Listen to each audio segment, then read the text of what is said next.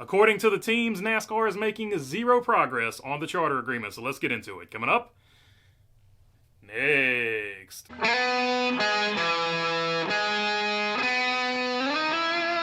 What's going on, everybody? Hope you're doing good today. All right, the charter agreement, according to teams, is still up in the air, even though Front Row Motorsports has already bought a charter from SHR when SHR sold out or whatever, which is interesting, and we're going to get into that in a minute. But let's get to this article first about the status of the negotiations.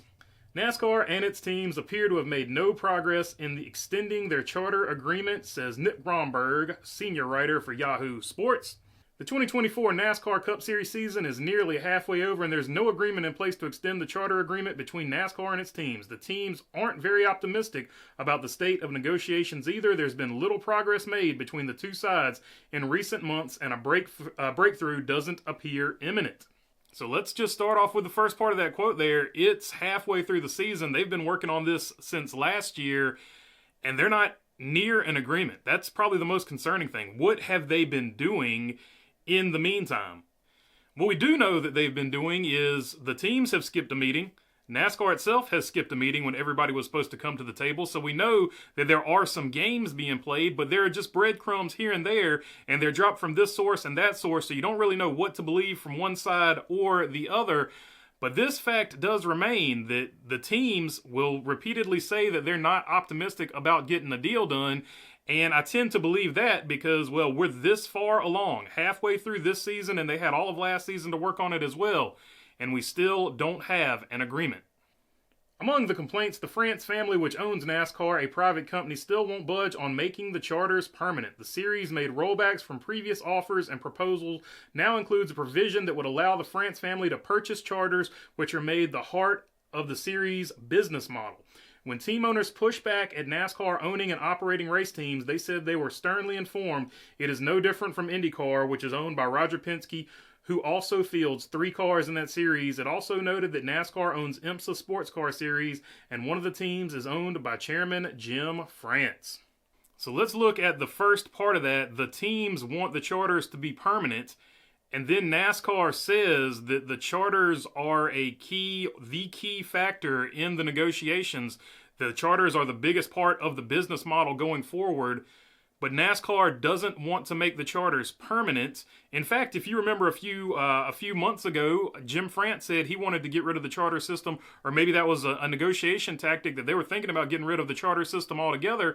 Now, all of a sudden, the France family wants to buy a charter, which understandably has got the teams up in arms. And the rationale that NASCAR gave for that is they own IMSA and they run teams in IMSA, and that Roger Penske owns the IndyCar series and runs teams in IndyCar. Well, let's look at how that worked out. IndyCar just had a huge scandal with Penske where they were caught cheating and they had to self-police themselves. So I understand the teams not wanting NASCAR to race in the sport, but even NASCAR's rationale is not apples to apples, because IMSA does not have charters, nor does IndyCar. Even though IndyCar is thinking about getting charters, IndyCar also doesn't have charters. Also, NASCAR is a privately owned entity. It is not publicly traded. So them renting out the charters or just giving you a charter is basically like you paying a Costco membership to participate in purchasing things from Costco, but you have no say on Costco setting the prices. This is not a perfect example or analogy, but you see what I'm getting at?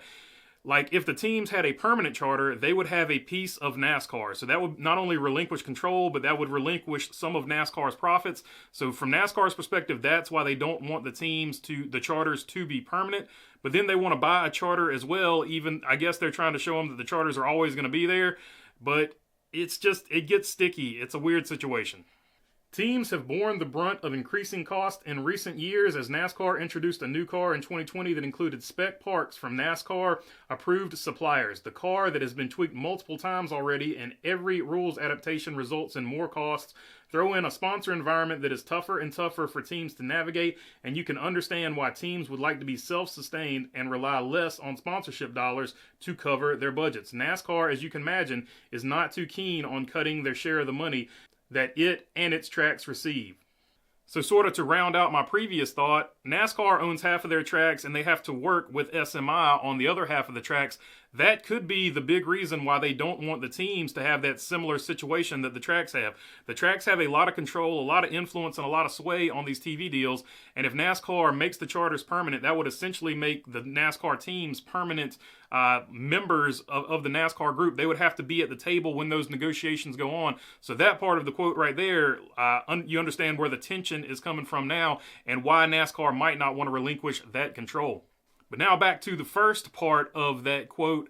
The teams have incurred all of these costs with the new car. First off, the new car itself, they had to completely switch over from what they had been running. They had to get rid of departments that they had in the past, fabrication departments and things like that, to get this new car. So the initial cost is always going to be high anyway. So you have that initial cost. But then NASCAR made tweaks to the chassis itself, and every single one of those tweaks cost money. Not only that, but when you wreck these cars, you can't just fab them up like you did back in the day. You have to go through an approved vendor. So even, and the approved vendor prices are more expensive than what you had been spending because you had a fab shop that could make all that stuff for you.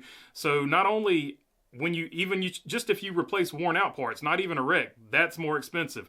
You have to buy new parts when something messes up, because we saw RFK, they tried to replace a damaged panel by repairing it. They were deemed illegal because they tried to fix a damaged panel. So you can't fix anything. Everything has to be new, either when it wears out or when you wreck. You can't refab things. Everything has to be brand new. So that just makes the cost go up, up, and up. And the teams are taking that on without getting any compensation, in their opinion, from NASCAR. And finally, they don't want to be reliant on sponsors. They want the TV money and they want the at-the-track race-winning money to go up. And that's completely understandable, because in this environment, it's not like it was 10 years ago, 20 years ago. The sponsor environment is completely different. It's not as abundant as it once was. And TV ratings are also down. Even though they've leveled out at this point, they're still down from where they were a decade ago. So selling sponsorship and things like that is not as easy as it was in the past. So NASCAR should, in my opinion, understand that, because NASCAR is going through that as well. So NASCAR should understand that as well and want to help out these teams. Denny Hamlin, meanwhile, pointed out that permanent charters wouldn't cost NASCAR anything. There was no implementation fee for the sanctioning body when charters were introduced, nor were there significant costs for NASCAR when a team's charter is sold. So that right there is a good point. It wouldn't cost NASCAR anything to make these charters. They would just have to give up a little bit of control when they negotiate these TV contracts, and that is the sticking point. Who gets to negotiate the contracts? Are you a NASCAR partner, or are you continuing to be a vendor? Right now, these teams are vendors, and they're trying to be a part of NASCAR. That is the big argument. The teams want to be part of NASCAR and not a vendor, and that is the sticking point where all of this controversy is coming from. Now, which side of that you're on, I don't know, but you can see it from NASCAR's perspective. They don't want to give up control. They want to have control so that they can keep doing what's good for NASCAR. And from the team's perspective, they want more control so that they can do what's right for them. So really, this thing, you can understand why it's going on as long as it can, as it has been going. And that leaves us with where we're at right now. How close are we to getting a deal done? Well, Front Row Motorsports just bought a charter, and depending on how you look at that information, you can take it one of two ways, maybe three ways. One way is, it looks like we're getting closer and closer to a charter agreement because Front Row just spent all this money to get a charter, and it seems like the teams would be confident if that's what's going on, right? Or you could look at it as the smaller teams are starting to break away from the bigger teams, and they're happy with the deal that NASCAR has given them, whereas the bigger teams are holding out for more money and more control. So maybe there's a fracture within the teams itself, which would make it look like NASCAR is winning. And then there's a third option where maybe the owner of Front Row Motorsports, Bob Jenkins, maybe he just rolled the dice and took a big gamble and said, hey, I think we're going to get this deal done.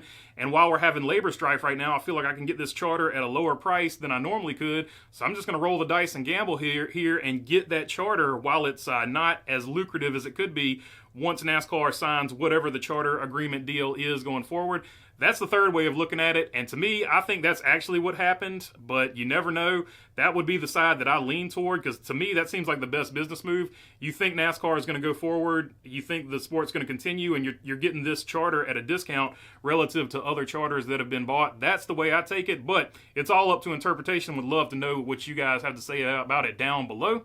But that's going to about wrap it up for this one. This is your first time to the channel. Would love to have your subscription. If not, I'll keep making these things. If you're already subscribed, you know I appreciate you all as well. As I mentioned earlier, if you want to leave your comments or opinions about anything I talked about today, I'll try to get to as many of them as I can, and they are much appreciated. If you want to help out the channel, visit the merch store. The link is in the description. And other than that, thanks for your time. Peace. Live streaming here tonight at 8 o'clock. So check us out if you want to join the live stream.